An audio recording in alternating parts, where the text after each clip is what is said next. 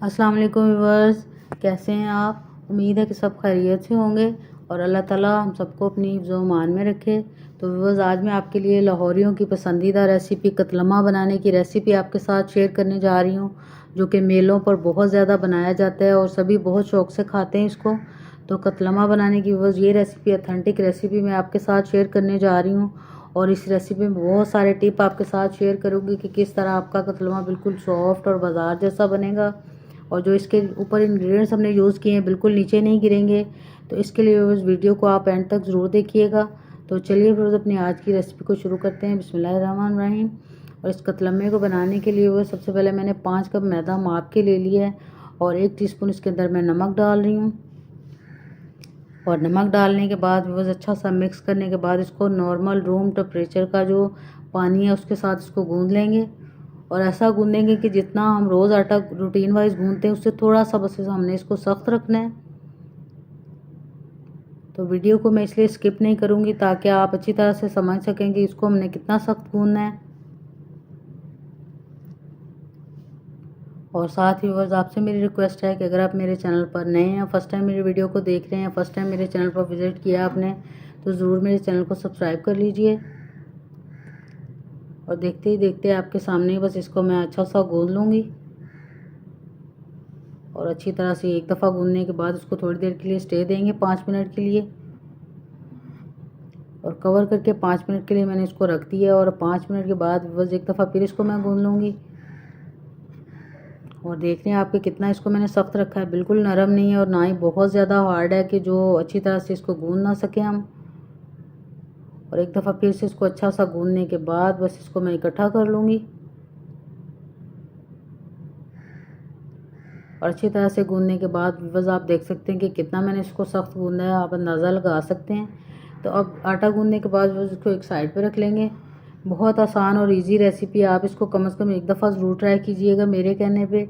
और अब दूसरी तरफ मैंने 2 कप बेसन ले लिया और इसके अंदर 1 टीस्पून नमक डाल रही हूँ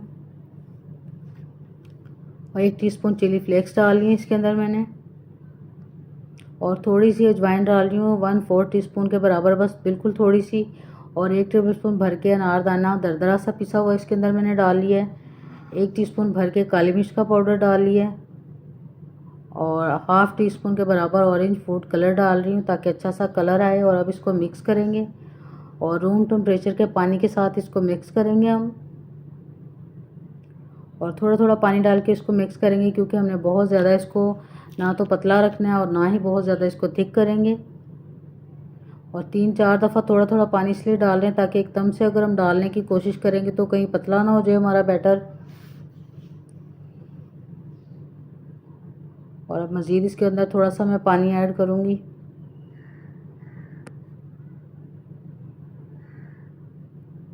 तो वीडियो अच्छी लगे तो ज़रूर वीडियो को लाइक भी किया कीजिए और अपना फीडबैक ज़रूर दिया कीजिए अगर आप बनाएं तो आपका कैसा बना ये कतलमा और आपको कैसी लगी मेरी ये रेसिपी, कमेंट सेक्शन में ज़रूर बताइएगा। और अब थोड़ा थोड़ा पानी डाल के बस इसको मैं इतना बना लूँगी, इसकी कंसिस्टेंसी मैं आपको दिखाती हूँ आगे चल के।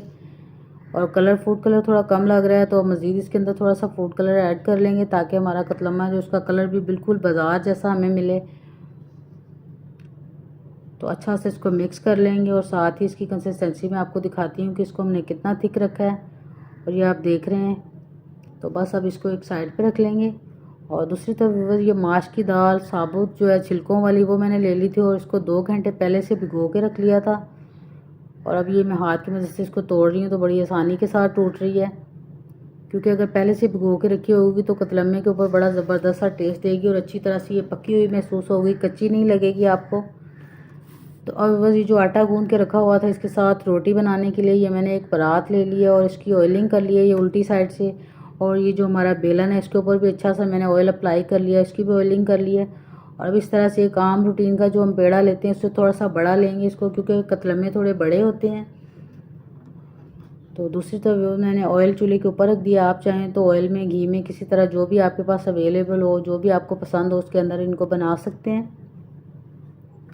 तो सबसे पहले इस तरह हाथों की मदद से इसको मैं थोड़ा सा फैला लूँगी।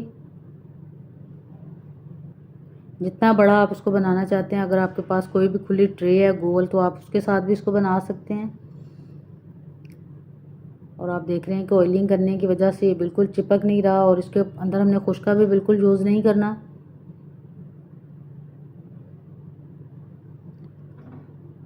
और ऑयल को भी खूब गर्म करूँगी मैं और फिर इसके अंदर इसको अप्लाई करेंगे। दरमियानी सी आंच के ऊपर ऑयल को मैंने चूल्हे के ऊपर रखा हुआ है। तो आप देख रहे हैं कि आसानी के साथ बिल रही है, इसलिए कि हमने आटे को थोड़ा सा सख्त गूंदा था।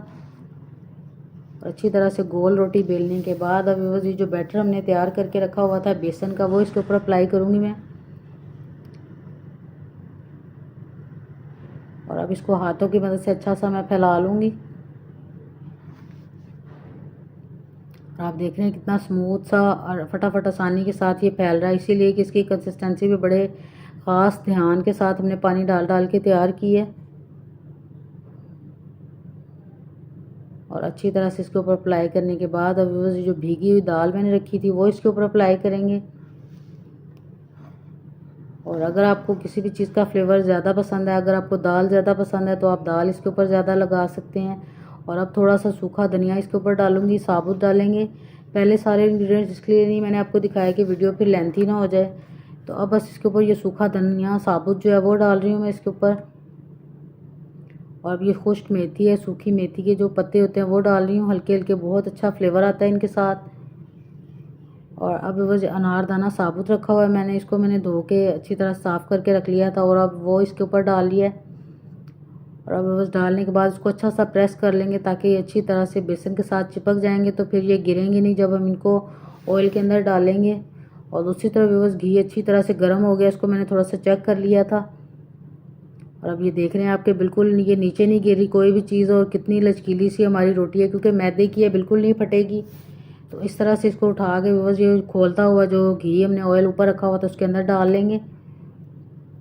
आप इस रोटी को अपने हिसाब से बड़ा भी कर सकते हैं। आप अगर बेलन यूज़ नहीं कर रहे तो आप बगैर खुश्का लगाए इसको जितना बड़ा बनाना चाहें तो आप उतना बड़ा बना सकते हैं। तो इस तरह थोड़ा थोड़ा नीचे दबा देंगे ताकि नीचे से भी अच्छी तरह से पक जाए, और जब ऊपर से भी थोड़ा सा ये इसी खोलते हुए घी से पक जाएगा तो फिर हम इसकी साइड चेंज करेंगे। तो बस इसके ऊपर से दाल और दूसरे स्पाइसेस हैं बिल्कुल नीचे नहीं गिरेंगे। और अब मैं इसकी साइड चेंज कर रही हूँ। आप देख रहे हैं कि ज़बरदस्त सा जो हमारा कतलम्मा है इसके ऊपर लगे हुए इंग्रेडिएंट्स है बिल्कुल नीचे नहीं गिरेंगे। और एक साइड से थोड़ा सा पकने के बाद एक दफ़ा फिर से ये जो वाइट वाली साइड है इसको भी थोड़ा सा मज़ीद पका लेंगे हम। और बहुत एहतियात के साथ इसको मैंने इसकी साइड फिर से चेंज कर ली है और दूसरी तरफ से भी अच्छा सा कलर आने देंगे और फिर बस इसको हम निकाल लेंगे। आप देख रहे हैं कि जब तक ये इसका थोड़ा सा गोल्डन कलर नहीं आ जाता तब तक हम इसको पकाएंगे। एक दफ़ा फिर मैं इसको चेक कर रही हूँ, अच्छा सा गोल्डन कलर आ गया, तो अब बस इसको मैं निकाल लूँगी और खूब अच्छी तरह से इसको हम निचोड़ लेंगे। अच्छी तरह से निचोड़ने के बाद दूसरा एक इसी तरह का एक पीस एक रोटी मैंने और तैयार करके रख ली है, तो उसको भी अब बस दोबारा से फिर इसी ऑयल के अंदर मैं डालूँगी। इसको भी एक साइड से पकने देंगे और फिर इसकी मैं साइड चेंज करूँगी। और बहुत एहतियात के साथ इसकी साइड मैंने चेंज कर ली है, बिल्कुल नीचे नहीं गिरेंगी इसकी दाल और इंग्रेडिएंट्स। और दोनों साइडों से इसी तरह से साइड चेंज कर करके अच्छा सा हम पका लेंगे। और आप देख रहे हैं कि किसी भी तरह से बाज़ार वाले कतलमे से बिल्कुल कम नहीं है, बल्कि बहुत ज़्यादा टेस्टी और मज़े के लगते हैं। जब आप एक दफ़ा इसको ट्राई करेंगे तो आप इस रेसिपी के फ़ैन हो जाएंगे और बार बार इसको जब आपका दिल चाहे आप घर पर बना सकते हैं, इंजॉय कर सकते हैं इस रेसिपी को। और अब बस ये दूसरा कतलमा भी बिल्कुल रेडी हो गया, इसको भी अच्छी तरह से निचोड़ लेंगे और इसी तरह बस सारे बाकी जो हैं वो भी मैं इसी तरह से तैयार कर लूँगी।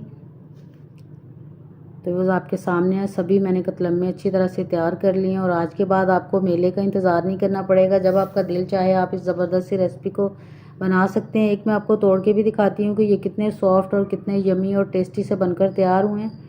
और आप देख रहे हैं कि जितना भी इसको फ़ोल्ड कर लें तो आसानी के साथ ये फ़ोल्ड हो रहे हैं, इतने नरम और मज़ेदार से बने हैं। और मैं थोड़ा सा क्लोज़ करके आपको दिखाती हूँ कि ये कितने टेस्टी, कितने सॉफ्ट और बिल्कुल बाज़ार वाले से भी ज़्यादा बेहतर और मज़े के ये लग रहे हैं मुझे तो। और ये देख रहे हैं आपके कितने आसानी के साथ टूट रहे हैं, बिल्कुल पूरियों की तरह नरम मुलायम और मज़ेदार से हमारे कतलम्मे सारे तैयार हो गए हैं। तो बस आप भी इस रेसिपी को ज़रूर ट्राई कीजिएगा और अपना फ़ीडबैक दीजिएगा कि कैसी लगी मेरी आपको ये रेसिपी। उम्मीद है कि ज़रूर पसंद आएगी। तो ज़रूर वीडियो को अगर आपको पसंद आए तो लाइक करिएगा। चैनल पर नए हैं तो ज़रूर मेरे चैनल को सब्सक्राइब कर लीजिए। तो साथ ही साइड पे लगे हुए घंटी के निशान को भी दबाइएगा। तो फिर मिलेंगे इंशाल्लाह ताला बहुत जल्द न्यू रेसिपी के साथ। तब तक के लिए अल्लाह।